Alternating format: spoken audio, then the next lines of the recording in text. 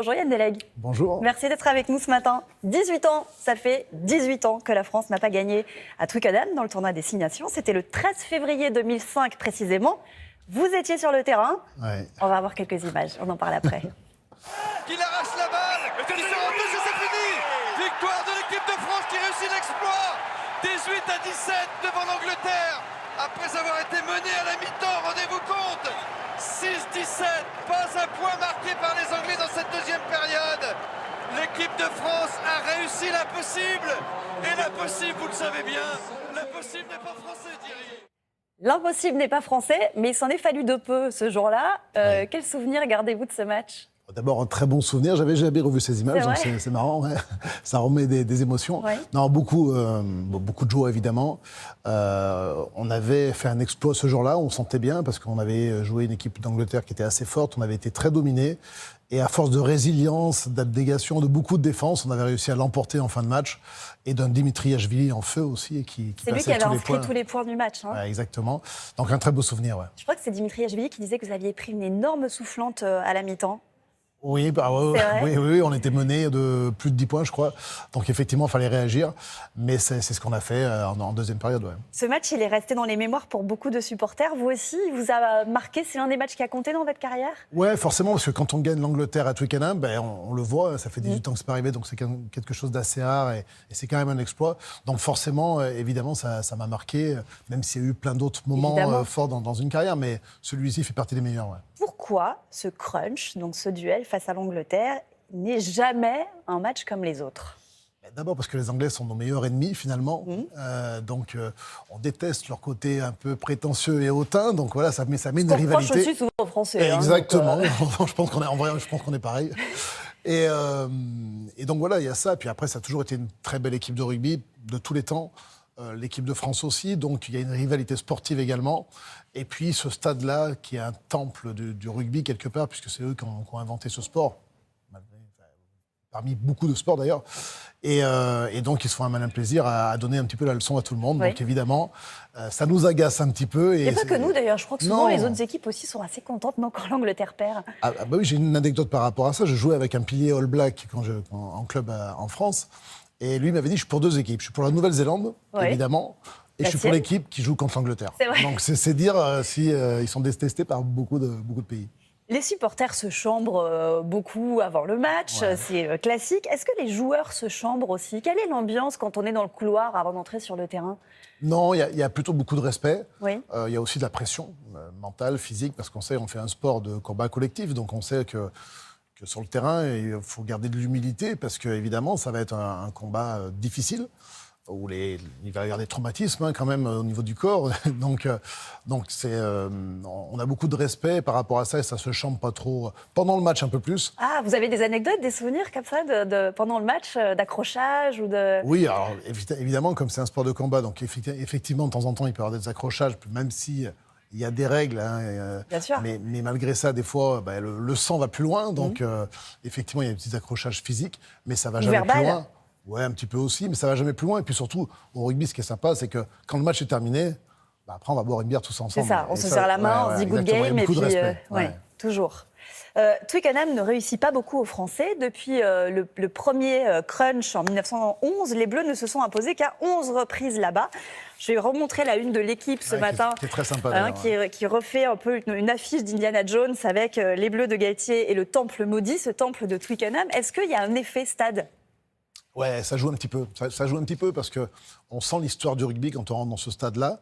Donc ça impressionne toujours un petit peu, même si les joueurs sont habitués à jouer devant 80 000 personnes dans d'autres stades. Mais celui-ci, on sent vraiment l'histoire du rugby. Donc ça joue. Et puis les supporters anglais ont ce chant perpétuel, au-delà de God Save the Queen. The King, là, on va entendre God Save the King pour la première fois depuis 52. Ça va être impressionnant. Mais après, ils ont leur chant aussi dans les stades et c'est assez impressionnant. C'est repris à l'unisson, donc effectivement. Mais je pense que les Français sont capables de passer bien au-dessus de tout ça pour gagner aujourd'hui. Il y a un respect pour l'adversaire de la part des supporters ou quand même c'est dur quand on est Français et qu'on joue là-bas ? Non, il y a du chambrage, mais il y a beaucoup de respect. Quand on va dans un stade au rugby, notamment à Twickenham, c'est familial, il y a des enfants, il y a des femmes, il y a un petit peu de tout, il y a de tous les âges, c'est très convivial. Un supporter français qui va se retrouver dans la tribune aujourd'hui, c'est pas impossible qu'un supporter anglais lui offre une bière pendant le match. Oui. Donc c'est plutôt sympa. Vous pensez que cette équipe de France, elle a les moyens de battre l'Angleterre cet après-midi? Je pense qu'on va arrêter de parler des 18 dernières années et qu'on va parler de ce match-là. Oui. Effectivement, je suis plutôt optimiste. On a une équipe de France pleine de talent, qui réussit très très bien. Une équipe anglaise qui est en difficulté, qui vient de changer leur coach. Donc ils sont en difficulté, ils ne jouent pas très bien. En même temps, on a connu une petite baisse. Enfin, il y a la défaite face à l'Irlande. Ouais, la du côté défaite des face à Bleus l'Irlande, aussi, effectivement. On est peut-être un petit peu émoussé physiquement, mais j'ai l'impression quand même qu'on est au-dessus. Et puis c'est un vrai rendez-vous que les Français attendent depuis longtemps. Cette équipe-là a beaucoup gagné, mais jamais à Twickenham. Donc je pense que c'est aussi leur défi à eux.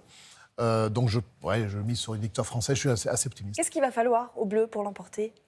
Déjà beaucoup d'abnégation, de solidarité, parce qu'au rugby, à Twickenham, s'il n'y a pas ça, déjà, c'est la valeur absolue. Oui. Et puis après, du talent. Et ça, ils en ont à revendre, les Français. De la discipline aussi. Je crois qu'il y a 18 pénalités qui ont été récoltées face à l'Italie. Il y a eu 2 cartons jaunes, un rouge face à l'Écosse. Est-ce que c'est une équipe de France qui a besoin de discipline? Oui, c'est une donnée importante, bien sûr. Mais je pense qu'ils ont ils ont appris de leurs fautes. Et effectivement, déjà, après le match de l'Italie, il y a eu le match de l'Irlande qu'on a perdu. Mais enfin, on est descendu de 18 fautes à 7 fautes. Oui. Donc voilà, à un moment donné, il y a pas mal d'analyses aussi. Et les joueurs savent se tempérer par rapport à ça et être disciplinés. Après, ça va être une question de domination du match aussi. Plus on est dominé, plus on a tendance à faire des fautes, ce qui est aussi assez logique. Oui. On a l'impression que gagner contre l'Angleterre, c'est un peu gagner le tournoi. Alors, c'est pas il y a cette sensation, il y a cette sensation que quand on gagne contre ce meilleur ennemi, là, meilleur ami ennemi, parce que au final, on est copains. On est pareil, on est copains. mais effectivement, on a la sensation du devoir accompli, même s'il y a d'autres matchs pour le tournoi. À l'inverse, est-ce qu'une défaite installerait le doute? On est à 6 mois de la Coupe du Monde. Est-ce que c'est une forme de répétition générale, ce tournoi, et ce match-là en particulier? Alors, au-delà d'une répétition générale, c'est d'abord une vraie compétition qu'il faut essayer de gagner. C'est très important. Mais qui est là dans un agenda particulier. Voilà. Mais on a tous en tête, dans le coin de la tête, on a tous cette Coupe du Monde qui va arriver dans 6 mois. Évidemment, ce sera un coup d'arrêt pour l'équipe de France, effectivement, si on était amené à perdre ce match. Parce que c'est vrai qu'on est quand même, on est favori, et deux, on est dominant quand même sur la planète rugby. Les Irlandais sont dominants aussi. Il y a vraiment 2 nations qui sortent du lot, c'est les Irlandais et nous. Donc effectivement, ce sera un petit pas en arrière si on perd aujourd'hui contre l'Angleterre. Un mot de cette Coupe du Monde de rugby qui aura lieu en France. Le rugby, il a une très belle image auprès du grand public. Est-ce que vous sentez, vous, un engouement particulier? Il y a une impatience, j'imagine. Ouais, alors je suis vachement dans le milieu rugby, donc évidemment, je sens bien tout ça. Mais je pense que ça va monter au fil des mois. Et c'est une grande fête du rugby. On est très, très contents parce que ça va être vraiment un truc génial d'accueillir toutes ces personnes du monde passionnées de rugby. C'est génial aussi de pouvoir communiquer le rugby à des gens qui ne connaissent pas forcément. En 2007, on avait reçu la Coupe du Monde. Il y avait eu beaucoup plus de licenciés, beaucoup plus de spectateurs, notamment les femmes qui se sont mis à beaucoup regarder le rugby. Et qui sont fortes. Je crois qu'on a fini demi-finaliste de la Coupe du Monde de rugby il y a quelques mois. Et le nombre de licenciés est en croissance.